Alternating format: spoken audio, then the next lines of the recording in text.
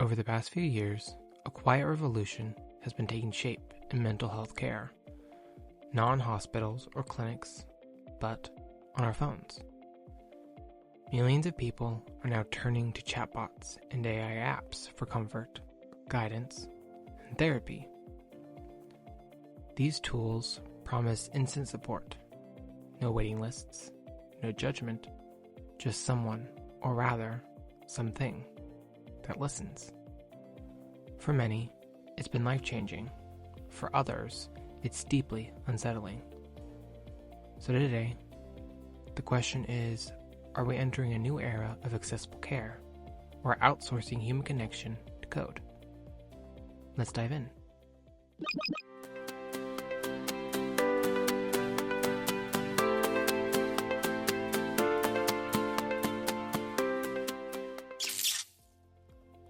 In a world where nearly 1 in 5 adults live with a mental health condition, access to therapy has never been more critical or more limited. According to the World Health Organization, over 70% of people with mental health needs receive no treatment at all. That's the gap AI is trying to fill. And early evidence is promising. A 2024 study published in the New England Journal of Medicine AI found that experimental chatbot known as Therabot led to measurable reductions in anxiety and depression symptoms among participants. Another review from the National Institutes of Health reported that AI-based wellness tools can improve mood and mindfulness, particularly when used to supplement, not replace, human therapy.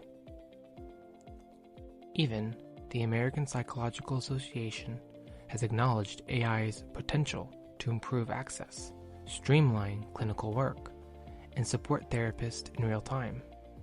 The appeal is obvious: 24/7 support, lower cost, and less stigma.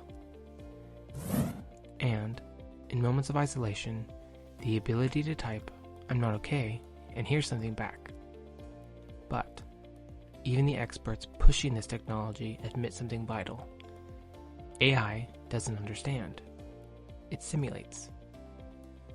Dr. Peter Yellow-Lees, a psychiatrist at UC Davis, put it plainly. AI may listen, but it doesn't empathize. Algorithms are skilled at mirroring language, but they miss the quiet subtleties of human distress, a trembling voice, a long silence. A 2024 review in Frontiers in Psychiatry noted that while AI chatbots can mimic conversation, their impact relies on perceived empathy rather than genuine understanding. And that matters. Because when someone opens up about trauma, they don't just need words, they need presence. No matter how advanced the model, empathy isn't a data pattern, it's an act of humanity.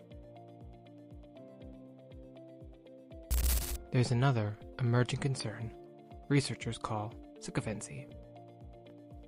In AI terms, it means the model learns to agree, to tell users what they want to hear, even when it's not helpful.